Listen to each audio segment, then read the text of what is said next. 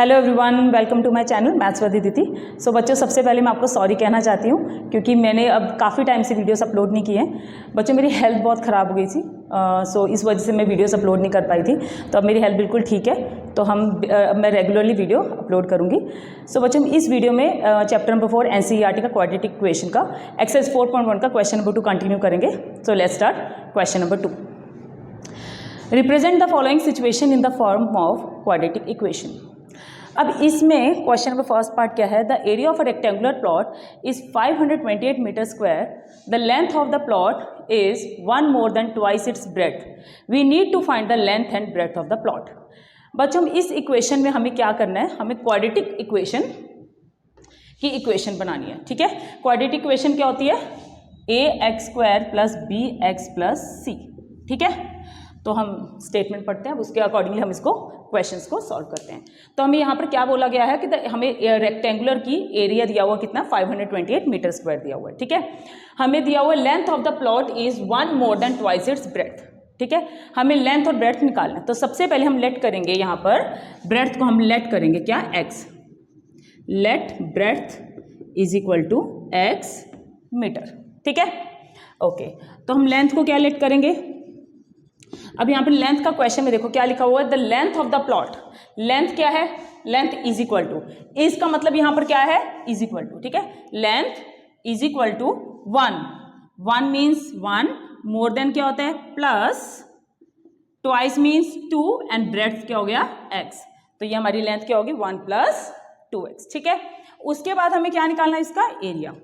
तो area of rectangle का formula क्या होता है? Length multiply breadth. ठीक है, लेंथ मल्टीप्लाई ब्रेड्थ। तो अब लेंथ कितना निकाला मैंने? 1 प्लस 2x एंड ब्रेड्थ कितना निकाला मैंने? x। ठीक है, और एरिया कितना मुझे गिवन है यहाँ पर? 528। ठीक है, अब मैं यहाँ पर क्या करूँगी? इनकी ब्रैकेट खोलूँगी। तो क्या होगा? 528 is equal to x multiply 1, x को 1 से मल्टीप्लाई करेंगे x को हम 2x से मल्टीप्लाई करेंगे तो कितना होगा? 2x square. ठीक है, अब मैं ये 528 उधर जाके इक्वेशन बनाऊंगी। तो मैं क्या लिखूंगी यहाँ पर?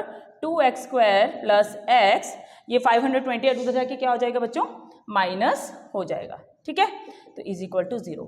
तो ये क्या हमारी क्वाड्रेटिक इक्वेशन बन रही है? ये हमारी बन रही है। तो हम क्या लिखेंगे? It is the form of ax² plus bx plus c। बन रहा है? ये बन रहा है। देखो, a की वैल्यू इसमें क्या है? 2 है, b की वैल्यू इसमें क्या है? 1 है, एंड c की वैल्यू इसमें क्या है? माइनस 528 है। तो जब इसमें ये इक्वेशन बन रही है तो इट मीन्स ये क्या हुआ? हमारा क्वाड्रेटिक इक्वेशन हुआ। So hence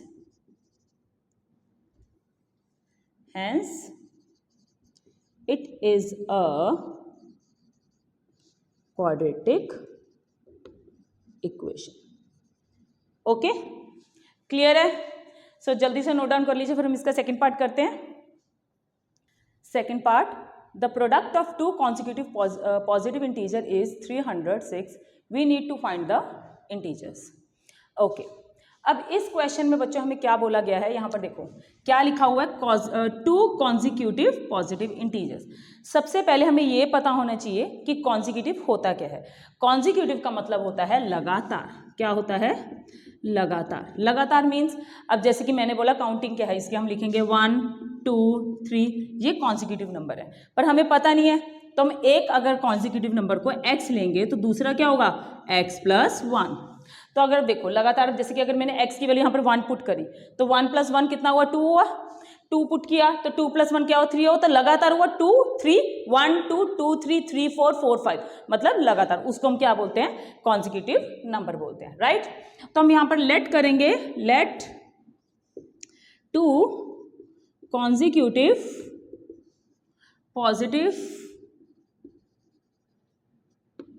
positive integers are, क्या लेट करेंगे उसको हम? x and x plus 1। 2 consecutive number हो गए। उसके बाद यहाँ पर क्या बोला हुआ है? प्रोडक्ट। क्या बोला हुआ है? प्रोडक्ट। अब हमने ये दोनों कॉन्सिक्यूटिव नंबर्स को प्रोडक्ट करके किसके साथ इक्वेट करना है? 306 के साथ इक्वेट करना है। तो क्या होगा? कॉन्सिक्यूटिव क्या क्या लिया हमने? लेट किया x ब्रैकेट एक्स प्लस 1, ये दोनों मल्टीप्लाई हुए, इज इक्वल टू 306। ओके, अब मैं यहाँ पर क्या करूँगी, इन ब्रैकेट्स को मैं खोलूँगी, ठीक है। तो फिर एक्स मल्टीप्लाई एक्स कितना हुआ, एक्स स्क्वायर, एक्स मल्टीप्लाई 1 कितना हुआ, एक्स 1 ज़ा एक्स, इज इक्वल टू 306। अब ये 306 उधर जाके क्या हो गया, माइनस हो गया, ठीक है। तो ये हमारी इक्वेशन बन गई। तो ये इक्वेशन बन गई, तो हम क्या लिखेंगे यहाँ पर, it is the form of, किसकी फॉर्म में बन रहा है ये, A X square plus B X plus C is equal to 0। तो यहाँ पे ए की वैल्यू क्या है 1, बी की वैल्यू क्या है यहाँ पर, अब यहाँ पे ए की वैल्यू 1 कैसे है, एक्स स्क्वायर के साथ जो बच्चों नंबर होता है, यहाँ पे कुछ भी नहीं है तो उसको हम 1 बोलेंगे, कोफिशिएंट होता है, ठीक है। तो एक्स स्क्वायर के साथ जो कोफिशिएंट है वो क्या है 1 है, यहाँ पे बी की वैल्यू क्या है, एक्स के साथ क्या है 1 है, एंड सी की वैल्यू यहाँ पर जो कॉन्स्टेंट नंबर होता है वो सी की वैल्यू है। तो यहाँ पर हम क्या लिखेंगे, -306 लिखेंगे। ओके, तो hence it is a quadratic equation।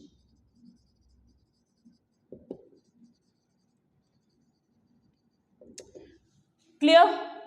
सो जल्दी से नोट डाउन कर लीजिए, फिर हम इसका थर्ड पार्ट करते हैं। Third part, Rohan's mother is 26 years older than him. The product of their ages 3 years from now will be 360. We would like to find Rohan's present age. अब यहाँ पर किसके बारे में बात की गई है, रोहन के बारे में बात की गई है और उसकी मदर के बारे में बात की गई है, ठीक है। तो हम यहाँ पर पहले लेट करेंगे क्या कि रोहन्स प्रेजेंट एज कितनी दी हुई है हमें नहीं पता, तो वो क्या होगा x ईयर्स, ठीक है।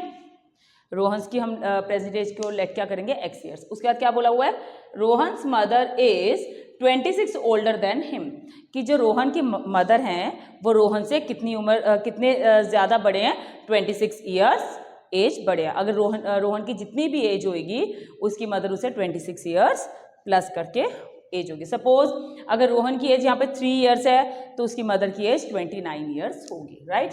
तो हम यहाँ पर क्या लिखेंगे, Rohan's mother age is equal to x plus 26, क्योंकि वो उनसे 26 ओल्डर देन है, किससे, रोहन से। क्लियर? ओके, उसके बाद उन्होंने क्या बोला हुआ है, 3 years from now.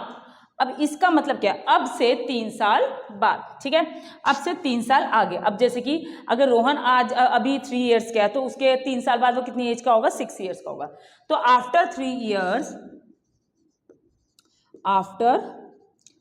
years Rohan की एज कितनी हो जाएगी, आफ्टर 3 years रोहन की एज कितनी हो जाएगी, रोहन से एज कितनी होगी, x प्लस 3। अगर रोहन की एज x है तो 3 साल बाद उसकी एज कितनी हो जाएगी, x प्लस 3 हो जाएगी, ठीक है। और रोहन की मदर की एज कितनी होगी, रोहन्स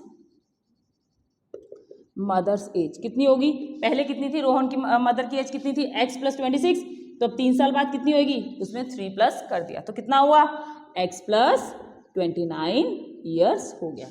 क्लियर हो गया यहाँ तक, ठीक है। अब यहाँ पर क्या बोला हुआ, प्रोडक्ट ऑफ देयर एजेस, जो हमने आफ्टर 3 years के बाद जो उनकी एज निकाली है हमने, उनको हमने क्या करना है, प्रोडक्ट करना है। प्रोडक्ट मीन्स क्या होता है, मल्टीप्लाई।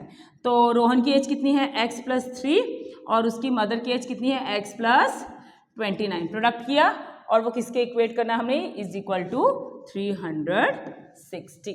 क्लियर हो गया, ठीक है। अब हम इनका क्या करेंगे, ब्रैकेट्स खोलेंगे।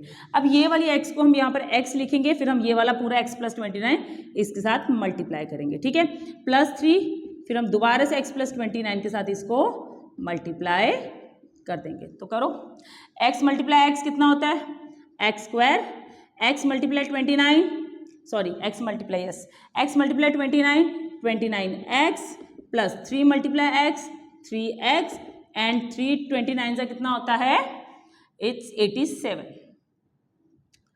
यस 87। ओके, ठीक है। अब मैं यहाँ पर क्या करूँगी, अब इसको सॉल्व करेंगे तो 29x प्लस 3x कितना होता है, 29x प्लस 3x होता है 32x होता है, ठीक है। और यहाँ पर हमने 360 को माइनस कर दिया। ओके, तो 360 को अगर मैं 87 से माइनस करूँगी तो कितना होगा, 10 में से 7 गया 3, 15 में से 8 गया 7, एंड 273। तो x square plus 32x minus 273 is equal to 0। Okay, yes, ठीक है, क्लियर हो गया। ओके, तो अब हमने यहाँ पर इसकी क्वाड्रेटिक इक्वेशन है, ये है, क्योंकि ये किसकी फॉर्म में बन रहा है, ax square plus bx plus c। So it is the form of ax square plus bx plus c। तो यहाँ पे a की वैल्यू क्या है, 1 है, b की वैल्यू यहाँ पर क्या है, 32 एंड c की वैल्यू यहाँ पर क्या है, माइनस 273 है। ओके, तो hence it is a quadratic equation. Clear हो गया बच्चों, ठीक है। तो जल्दी से नोट डाउन कर लीजिए, फिर हम इसका फोर्थ पार्ट करते हैं। Fourth part, a train travels a distance of 480 kilometre at a uniform speed. If the speed had been 8 kilometre per hour less, then it would have taken 3 hours more to cover the same distance. We need to find the speed of the train. अब यहाँ पर क्या पूछा गया हमसे, देखो, अब ये क्वेश्चन पढ़ के तो एक बार तो घबरा ही गए होगे कि मैम ये क्या आप बोल रहे हो। क्वेश्चन को ध्यान से पढ़ना तो आपको क्लियर होगा। तो सबसे पहले हमें फाइंड क्या करना है, speed of the train find करना है।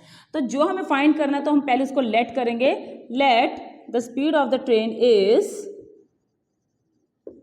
क्या है, is x kilometre per our, ठीक है।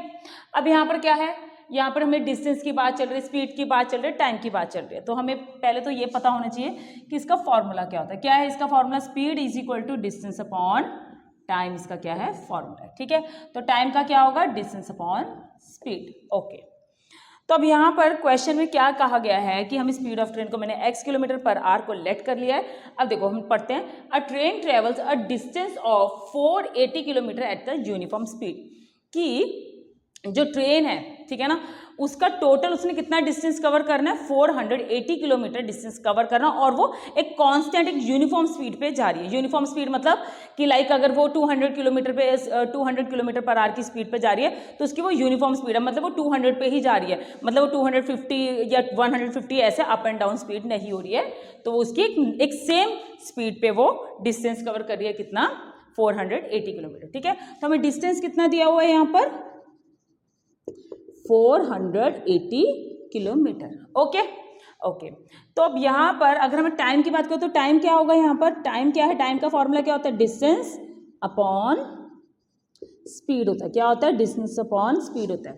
तो वो कह रहे हैं कि अगर मैं 480 किलोमीटर पे x स्पीड लेती हूँ तो मुझे कितना टाइम लग रहा है, t टाइम लग रहा है। तो मैंने यहाँ पे टाइम को क्या ले लिया, t, डिस्टेंस कितना दिया हुआ है यहाँ पर मुझे 480 किलोमीटर, एंड स्पीड को मैंने क्या लेट किया, यहाँ पर x लेट किया है। इसको मैंने बना लिया फर्स्ट इक्वेशन। यहाँ तक समझ में आ गया। क्या किया मैंने, स्पीड ऑफ ट्रेन को मैंने x ले लिया, डिस्टेंस मुझे टोटल कितना दिया हुआ है, 480 किलोमीटर जो यूनिफॉर्म स्पीड पे जा रहा है, और टाइम का फॉर्मूला क्या होता है, डिस्टेंस अपॉन स्पीड। तो टाइम को मैंने t ले लिया, डिस्टेंस कितना 480 अपॉन स्पीड कितना x। तो ये हमारी फर्स्ट इक्वेशन होगी। ओके, नाउ अब उसके बाद मुझे क्या कहा गया है यहाँ पर, if the speed had been 8 kilometre less.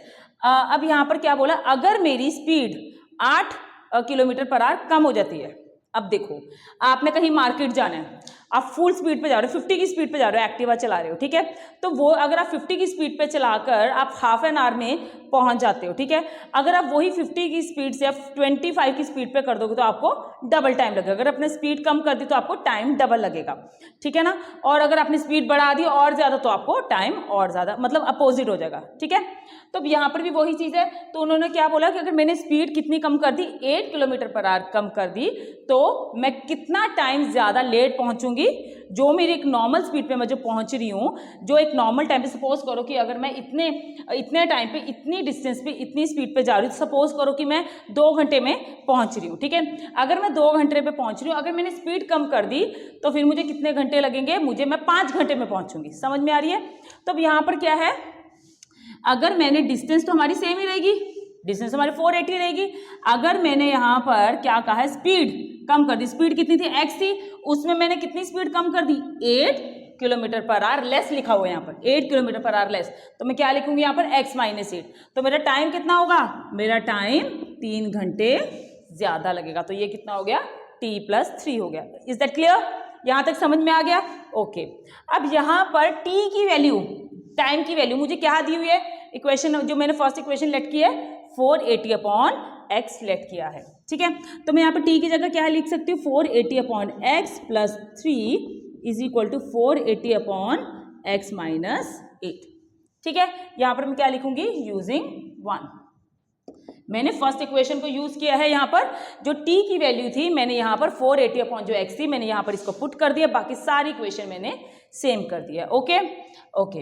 अब उसके बाद अब मैं यहाँ पर क्या करूँगी, इक्वेशन को 480/x को मैं उधर ले जाऊँगी, ठीक है। तो 480/x - 8 - 480/x = 3। ओके।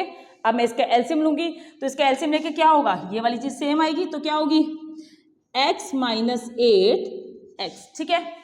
तो अब यहाँ पर x को मैं इससे 480 से मल्टीप्लाई करूँगी, तो 480 × x कितना हो गया, 480x माइनस, अब x - 8 को मैं इस 480 से मल्टीप्लाई करूँगी तो कितना होगा, 480 ब्रैकेट x - 8 = 3।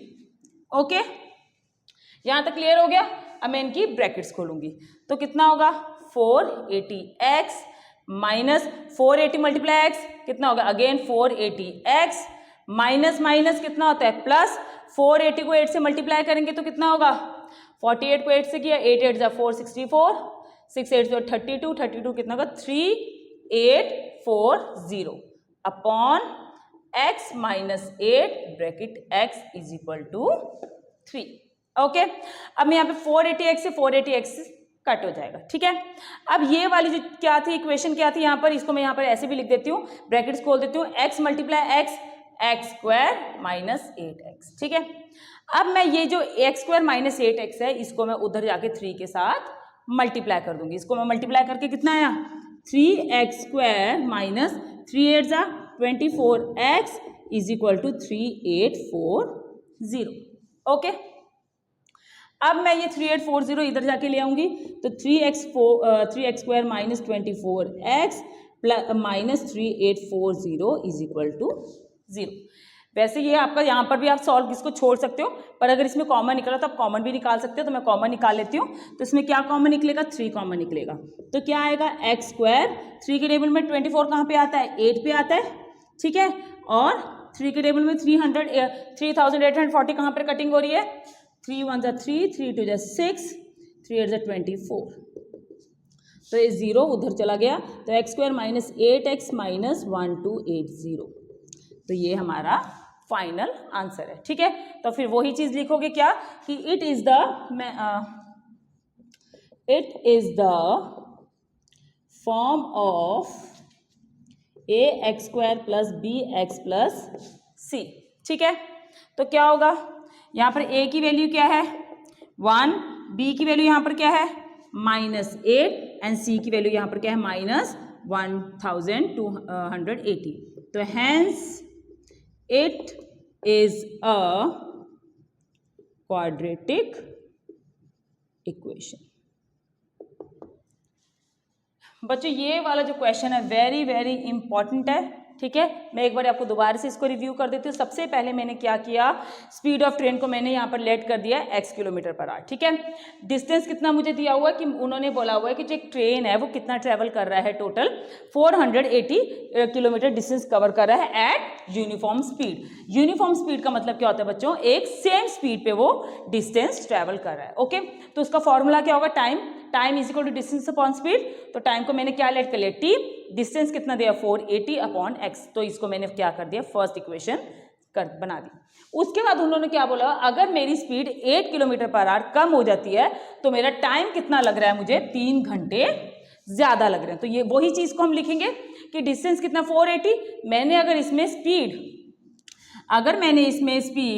8 कम कर दिया तो मेरा टाइम कितना लग रहा है, 3 आवर्स ज़्यादा लग रहे हैं। ठीक है बच्चों, उसके बाद यहाँ पर जो t की वैल्यू है, टाइम की वैल्यू, मैं इसके साथ, क्योंकि इसके इक्वल है 3 = 480/x, मैं यहाँ पर t की जगह पे क्या लेट कर सकती हूँ, पुट कर सकती हूँ 480/x पुट कर सकती हूँ। ठीक है, फिर हमने इसको क्या किया, इसको उधर ले गई मैं, 480/x - 8 - 480/x = 3। अब मैंने इसका क्या लिया, एलसीएम लिया। एलसीएम लेके क्या हो, 480 को मैंने इससे x से मल्टीप्लाई किया और x - 8 को इससे मल्टीप्लाई किया, क्रॉस मल्टीप्लाई कर दो। देन इसके बाद हमने इसके ब्रैकेट्स खोले। ठीक है, देन फिर इसके बाद मैंने इसका कॉमन लिया, हैंस ये किसकी फॉर्म में बन रहा है, ax² + bx + c की फॉर्म में बन रहा है। देन फिर इसमें हमने क्या बन रहा है, फिर ये क्वाड्रेटिक क्वेश्चन है। क्लियर हो गया बच्चों? तो इसी के साथ बच्चों हमारी एक्सरसाइज 4.1 के यहाँ पर पूरे सॉल्यूशंस खत्म होते हैं। होपफुली आपको ये एक्सरसाइज बहुत अच्छी तरह समझ में आई होगी। फिर भी बच्चों अगर आपको इस एक्सरसाइज में कोई भी डाउट है तो आप मुझे कमेंट बॉक्स में ज़रूर भेजिएगा, मैं आपके हर एक डाउट को प्रॉपरली क्लियर करूँगी। सो हम नेक्स्ट वीडियो में एक्सरसाइज 4.2 के इंट्रोडक्शन विद सॉल्यूशंस करेंगे। सो सी यू इन नेक्स्ट वीडियो।